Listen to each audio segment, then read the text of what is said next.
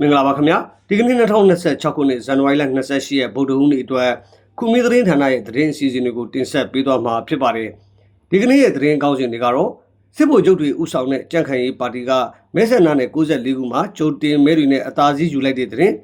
အိန္ဒိယနိုင်ငံမီဇိုရမ်ပြည်နယ်မှာဘိန်းဖြူထည့်ထားတဲ့ဆက်ပြဘူးတွေနဲ့အတူမြန်မာဇနီးမောင်နဲ့2ဦးဖမ်းဆီးခံရတဲ့သတင်းချင်းဒေသနဲ့နေဇက်ကစစ်ဘေးရှောင်တွေအတွက် ICA ကကျန်းမာရေးနဲ့ပညာရေးကဏ္ဍတွေမှာကြည်ကြဲပြန့်ပြန့်ကူညီပေးနေတဲ့သတင်းနဲ့မြန်မာအလုပ်သမားရေးဆောင်ရွက်နေတဲ့ NGO တွေကိုနှိမ်နင်းမယ်လို့ထိုင်းပတ်တီပါတီကမဲဆွယ်ပြောဆိုလိုက်တဲ့သတင်းစတာတွေကိုနားဆင်ကြရမှာဖြစ်ပါတယ်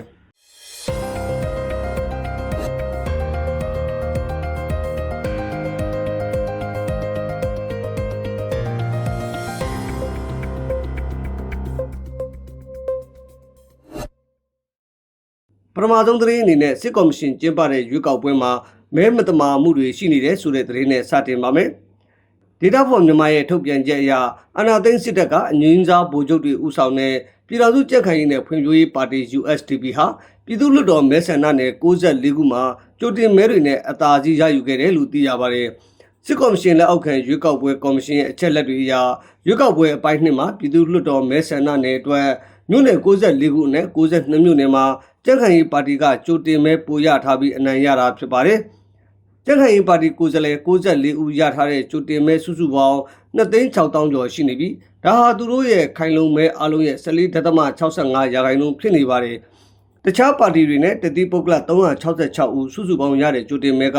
3,000,000ကျော်သာရှိပြီး4.31%ပဲရှိတာကိုတွေ့ရပါတယ်။နမောက်ကလောနဲ့မိုင်းပန်မြို့နယ်တွေမှာတခြားပါတီကိုယ်စားလှယ်တွေကမဲယုံမဲမှာအနိုင်ရခဲ့ပေမဲ့ဒီလိုကြိုတင်မဲတွေကြောင့်ကြံ့ခိုင်ရေးပါတီကိုရှုံးနိမ့်ခဲ့ရပါတယ်။အထူးသဖြင့်ဖလူဆိုမြို့နယ်မှာကြံ့ခိုင်ရေးပါတီကရရှိတဲ့မဲက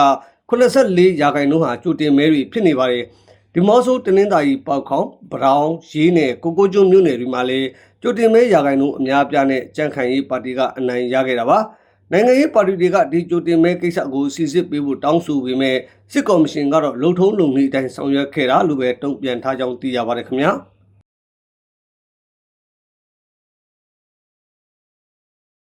ဆက်လက်ပြီးအိန္ဒိယနယ်စပ်ဘက်ကဇနီးမောင်နဲ့2ဦးအဖမ်းခံရတဲ့သတင်းကိုတင်ဆက်ပေးပါမယ်။အိန္ဒိယနိုင်ငံမီဇိုရမ်ပြည်နယ်မှာမြန်မာနိုင်ငံသားဇနီးမောင်နဲ့2ဦးကိုဘင်းပြူဆက်ပြဘူး20နဲ့အတူဖမ်းဆီးရမိခဲ့ပါတယ်။ပြီးခဲ့တဲ့ဇန်နဝါရီလ26ရက်နေ့ကဒေသခံရဲတပ်ဖွဲ့ Young Mizo Association တို့ပူးပေါင်းဖမ်းဆီးခဲ့တာဖြစ်ပါတယ်။ဖမ်းဆီးခံရသူတွေကတော့စကိုင်းတိုင်းကလေးမျိုးတန်ဟန်းရပ်ကွက်က39နှစ်အရွယ်ဒန်ဆာချင်းနဲ့ဇနီးတို့ဖြစ်ကြပြီးသူတို့ကိုမွေးရစေဝါဆိုင်ရာအဥပဒေ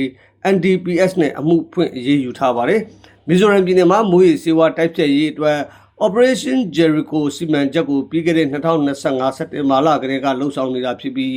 လက်ရှိအချိန်ထိရူပီတန်190ကျော်တန်မိုးရှိမွေးရစေဝါတွေဖမ်းဆီးရမိထားပါတယ်။မွေးရစေဝါမှုတွေမှာမြန်မာနိုင်ငံသားတွေပါဝင်ပတ်သက်မှုများနေတဲ့အတွက်ဒေသအာဏာပိုင်တွေကစောင့်ကြည့်စစ်ဆေးမှုတွေပုံမတင်းကျပ်လာတယ်လို့သိရပါတယ်ခင်ဗျာ။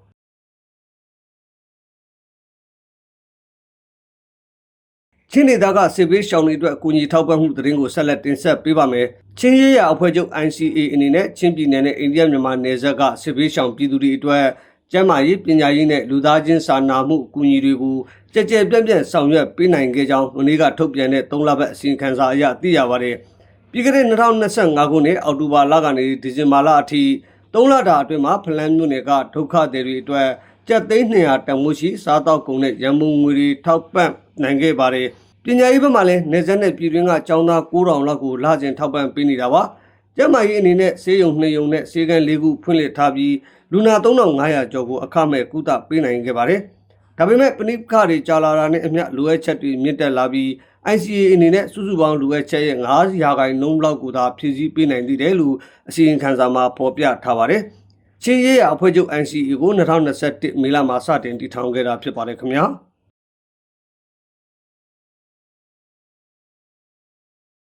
နောက်ဆုံးသတင်းအနေနဲ့ထိုင်းနိုင်ငံကနိုင်ငံရေးပါတီတစ်ခုရဲ့မြန်မာလုံသားတွေပေါ်သဘောထားကိုတင်ဆက်ပေးပါမယ်။ထိုင်းနိုင်ငံကရှေးရိုးစွဲဝါဒီဖြစ်တဲ့ထိုင်းပတ်တီပါတီကသူတို့အာဏာရရင်မြန်မာရွှေပြောင်းအလုပ်သမားရေးဆောင်ရွက်နေတဲ့ NGO တွေကိုနှိမ်နင်းမယ်လို့မဲဆွယ်ပြောဆိုလိုက်ပါတယ်။မနေ့ကလူမှုကွန်ရက်ကနေတဆင့်မဲဆွယ်ရမှာအလုပ်သမားအခွင့်အရေးကာကွယ်ပေးနေတဲ့ NGO တွေနဲ့တမကဖွဲ့စည်းရေးကူညီပေးနေတဲ့အဖွဲ့တွေကိုပြစ်မှတ်ထားပြောဆိုခဲ့တာပါ။မြန်မာတွေများလာရင်ထိုင်းနယ်မြေတွေကိုတိမ့်ပိုက်သွားမှစိုးရိမ်နေဆိုပြီး လူမျိုးရေးမျိုးချစ်စိတ်လှုံ့ဆော်တဲ့ပုံစံမျိုးနဲ့ပြောဆိုခဲ့ပါတယ်။ဒါအပြင်အမည်မဖော်ထားတဲ့ထိုင်းနိုင်ငံရေးပါတီနှစ်ခုကဒီ NGO တွေကိုနောက်ွယ်ကနေကူညီနေတယ်လို့လည်းဆွဆွဲထားပါတယ်။ရွေးကောက်ပွဲနီးလာချိန်မှာအခုလိုလူမျိုးရေးအမြင်နဲ့မဲဆွယ်စည်းရုံးတာဟာထိုင်းရောက်မြန်မာလူသားတွေရဲ့လုံခြုံရေးနဲ့အခွင့်အရေးတွေအတွက်စိုးရိမ်စရာဖြစ်လာနေပါတယ်ခင်ဗျာ။